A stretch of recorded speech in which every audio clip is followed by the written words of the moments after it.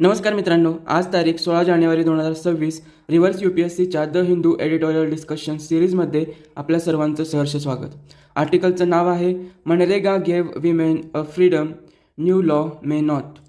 General studies paper 1च्या सामाजिक सक्षमीकरण या घटकाशी संबंधित हे आर्टिकल आहे.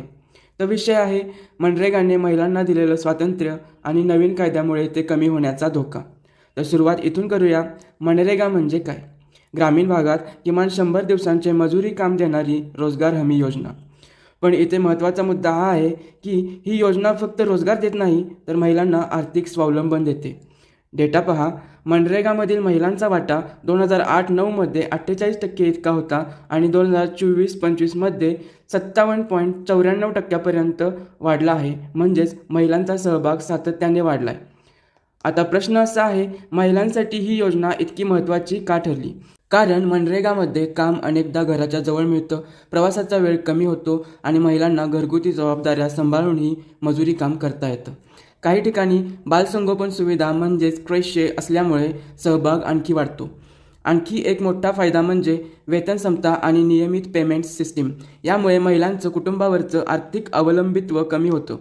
नवीन VBG रामजी कायद्यानुसार पेरणी आणि कापणीच्या पीक हंगामात राज्य सरकारांना 60 दिवसांपर्यंत नो वर्क कालावधी जाहीर करावा लागतो.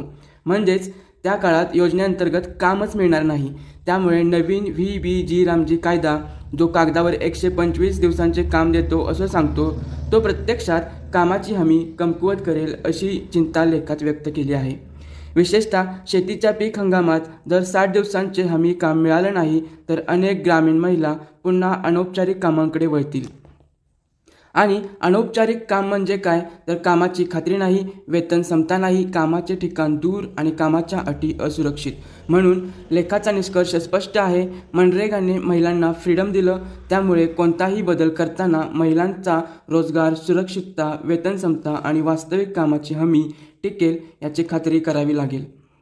जर तुम्हाला हा व्हिडिओ उपयुक्त वाटला असेल तर लाईक करा आणि फॉलो करा. इतर एडिटोरियल्स समजून घेण्यासाठी चॅनलला व्हिजिट करा. या एडिटोरियल्सच्या मराठी नोट्स टेलिग्राम चॅनलवर उपलब्ध आहेत. लिंक कॉमेंट बॉक्समध्ये आहे. धन्यवाद.